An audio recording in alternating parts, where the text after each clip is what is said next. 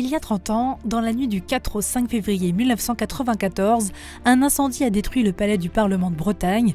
Ravagé par les flammes, la charpente s'est effondrée. Plusieurs pièces ont été en partie ou totalement détruites. Il a été décidé de le reconstruire à l'identique, à quelques exceptions près.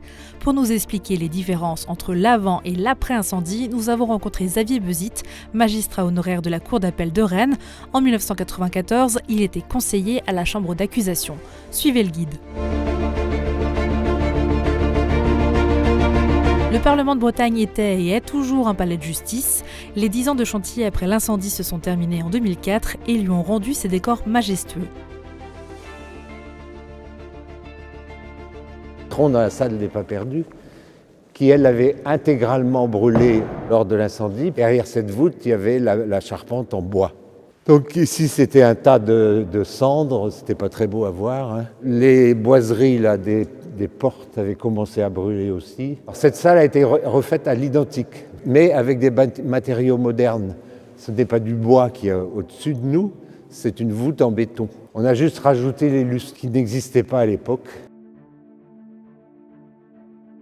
Donc on est sous le toit, cette partie qui était avant constituée par qu'on appelait la bibliothèque historique, qui a brûlé à 90%.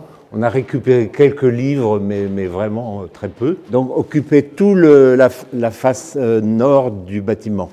La particularité architecturale, c'est le toit de la bibliothèque qui laisse passer le jour. Donc on a la lumière naturelle rentre dedans. Donc, ce qui est quand même bien pour ceux qui y travaillent.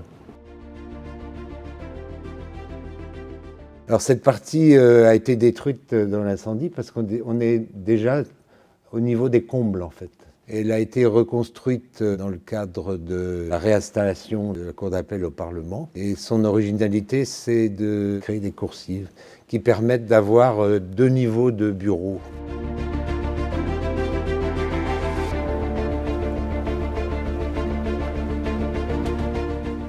Alors cette salle, c'est la grande chambre du Parlement. Donc il faut se rappeler que le Parlement a été construit au début du XVIIe siècle. Elle est magnifiquement décorée, comme on peut voir. Donc le plafond est remarquable.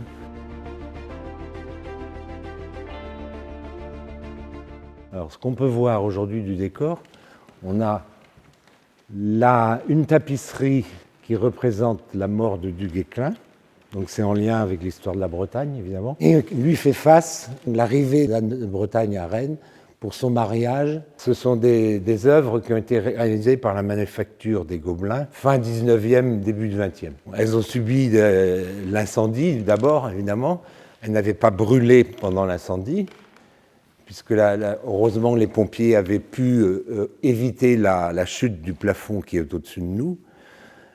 Mais il y avait un lit de braise épais de 20 à 30 cm au-dessus du plafond qui est constitué de briques en fait. C'est une chose qui a été ajoutée au 19e siècle. Ce sont les travaux du 19e siècle qui ont sauvé la grande chambre. Elle n'a pas été détruite, mais elle a été atteinte à certains endroits. Et là, la preuve en est que quand on a reconstitué, et on le fait toujours quand il y a un incendie, on a gardé une partie du plafond calciné, là, vous voyez là, à gauche des médaillons. « 30 ans après l'incendie, le Parlement est à la première place des sites les plus visités dans la métropole rennaise.